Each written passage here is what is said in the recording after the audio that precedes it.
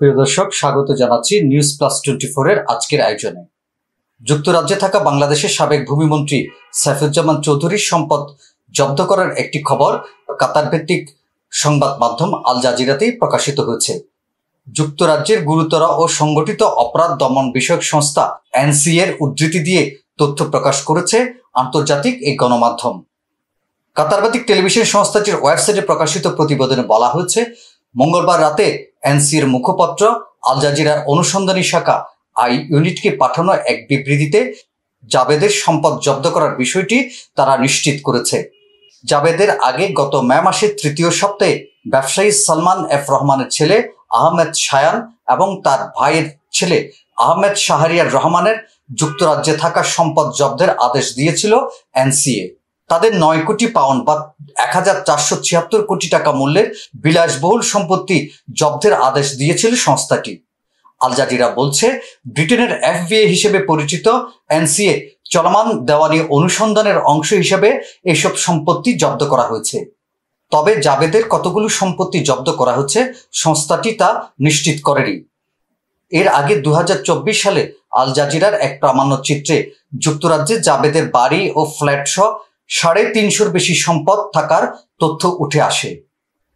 এনসিএর সম্পত্তি জব্দের আদেশের ফলে সাবেক মন্ত্রী এসব সম্পত্তি বিক্রি বা হস্তান্তর করতে পারবেন না। তবে সংস্থাটি লন্ডন সহ যুক্তরাজ্যে থাকা তার কতগুলো বাড়ি, ফ্ল্যাট বা সম্পদ জব্দ করতে বলেছে তা উল্লেখ করেনি। আল জাজিরার প্রতিবেদনে বলা হয়েছে, লন্ডনের সেন্ট জনস উডে অবস্থিত জাবেদের বাড়িটি প্রায় $1.5 কোটি কেনা। আল জাজিরা ব্রিটেনে থাকা জাবেদের সম্পদ অর্জনের বিষয়ে দীর্ঘ অনুসন্ধান চালায়। অনুসন্ধানের প্রেক্ষিতে 2024 সালের অক্টোবরে দ্য মিনিস্টার্স মিলেনিয়ামস শিরোনামে একটি প্রতিবেদন প্রকাশ করে। প্রতিবেদনে তার দামি স্যুট ও জুতার কথাও উল্লেখ করা হয়।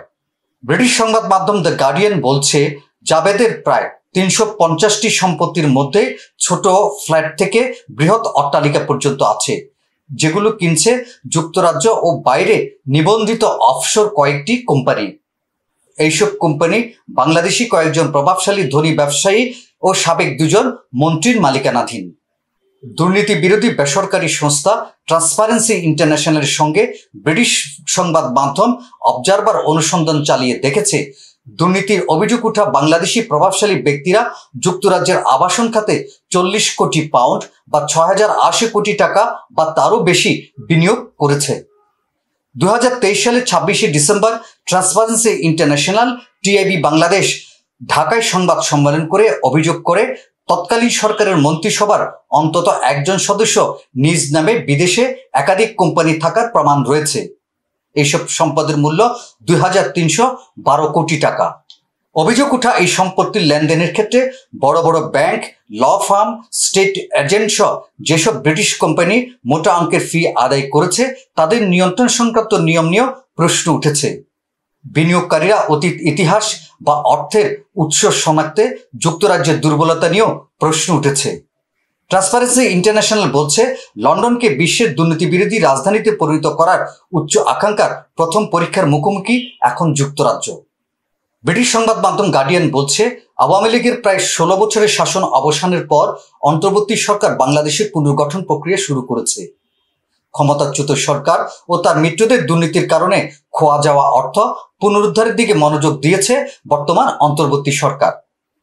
বাংলাদেশি কর্তৃপক্ষ বিশ্বাস করে, আওয়ামী লীগের সঙ্গে মুসলিমীয় প্রভাবশালী পরিবার ও ব্যবসা প্রতিষ্ঠান অবৈধ উপায়ে কোটি কোটি পাউন্ড অর্জন করেছে, যার মধ্যে রাষ্ট্রায়ত্ত ব্যাংক থেকে তোলা বিপুল পরিমাণ ঋণ রয়েছে, যা কখনোই পরিশোধ করা হয়নি।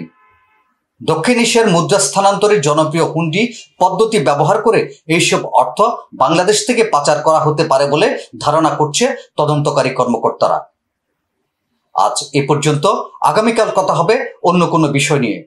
সে পর্যন্ত ভালো থাকুন, নিউজ প্লাস 24 এর সাথে থাকুন।